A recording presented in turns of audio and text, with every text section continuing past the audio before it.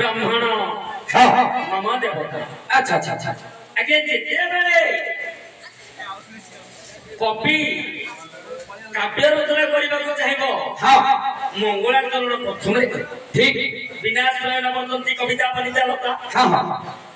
गायक जेते बेले रंगमंच रे पदार्पण करे अच्छा अच्छा सी मध्य जे कोनसी देवादेवी आश्रय निये देवादेवी आश्रय व्यतीत गायक केबे रंगमंच रे अभिनय करि पारिबे ना नहीं आगे ये होची भगवानकर आलिंगी ये होची भगवानकर कला अच्छा तांकर आशीष व्यतीत ये कला केबे परिवेषण करि पारिबे नहीं ब्राह्मण मम देवता हां काहे की आज्ञा काहे की ना जेते बेले जदुमणि महापात्र हां रामायण रचना कले राघव व्यास लिखिले अच्छा अच्छा प्रथम रे ब्राह्मण मान को वर्णना करथिले हां काहे की आज्ञा काहे की जदि प्रकृत ब्राह्मण होइथिबो से जाको आशीर्वाद वांचिबे हां से उठी अच्छा अच्छा जदि से कल्याण वांची देले ब्राह्मण से उठी जीवो अच्छा और जदि प्रकृत ब्राह्मण होइथिबो जनबुद विच्युत होई जा बोली कहि देबे से आज्ञा पठुई हां जदुमणि महापात्र ब्राह्मण श्यापरे तांकर पुत्रटी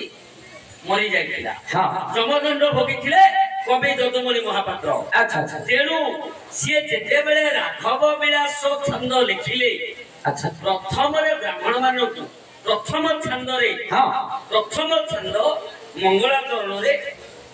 ब्राह्मण मानकु प्रथम रे वर्णना करथिले किपरि जोड़िए पद कहिबे आज्ञा कोन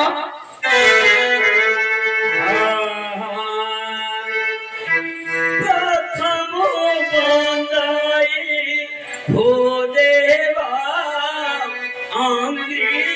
अघारी भक्खे सपत सागर शोषक वंश वंशिया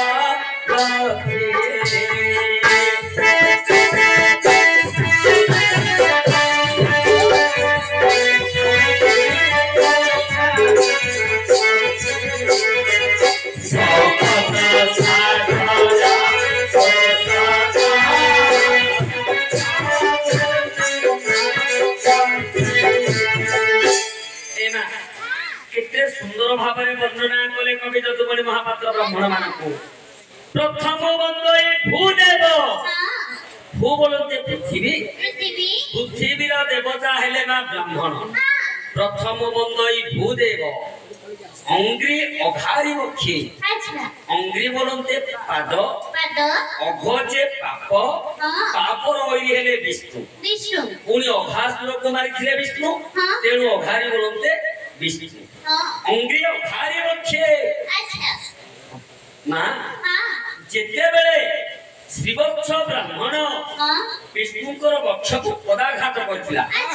बुझिलो मा श्रीवत्स ब्राह्मण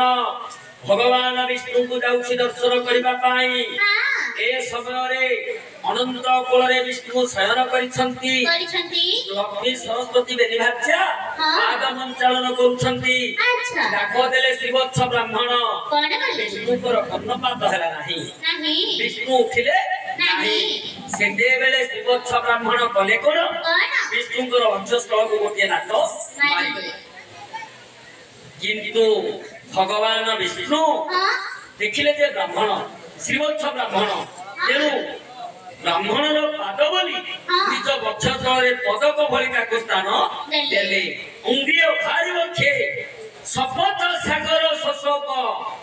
अर्कासुर युद्ध समय रे जेते बेले अर्कासुर सैन्य माने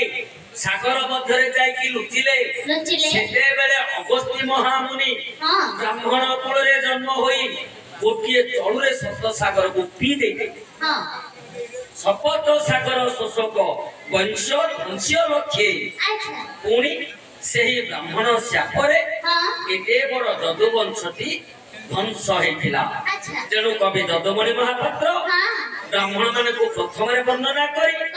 द्वितीय वर्णना कले प्रभु रामचंद्र को आउ पदे लिखिले कवि पुत्र सासुता होती है घोड़ा घोड़ा सा निर्जरा और ସିଂହାସନ ସର୍ବ କଲ ପାଳନ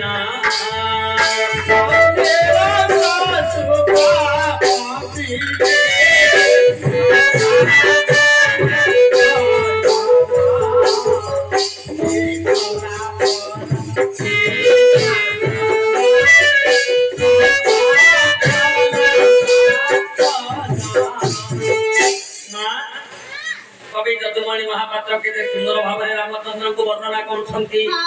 पुंदे रसा सुतापति है अच्छा रसा बोलते मां पृथ्वी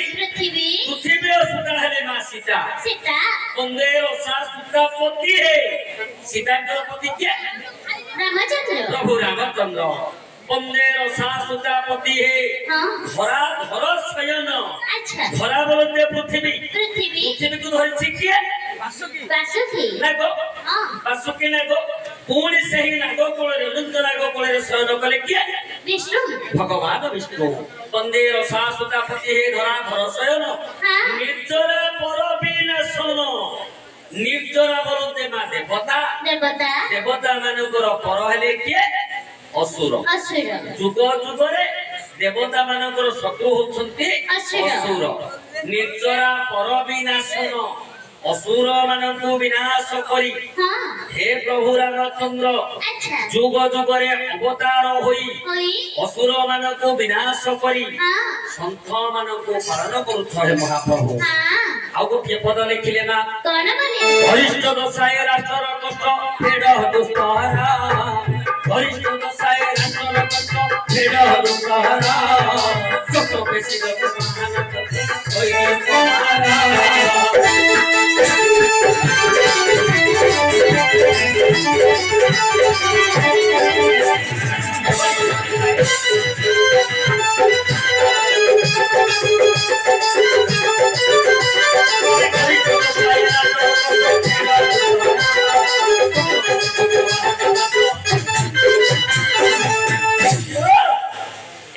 जदुमणि महापात्र निजर राष्ट्र पाई निजर राज्य पाई भगवान को किछ मागी छथि वरिष्ठ दशाय राष्ट्र रो वरिष्ठ बोले मा बड़ लघिष्ठ बोले सान पाठ पढ़ना मा पढ़े किले जानि ध्यान ना वरिष्ठ बोले बड़ वरिष्ठ दशाय राष्ट्र रो ए राज्य रो हम ओडिसा राज्य रो बड़ वरिष्ठ दशा बड़ दशा पड़छि बड़ दुर्दशा पड़छि कोटा दुर्दशा बोली काहू कहबा बोले तो राज्य पाइले माई बिलाने मानवला बुद्धि तो बोले हाथे हाथे पड़तली नाही सेउरा को बड़ दुर्दशा नाही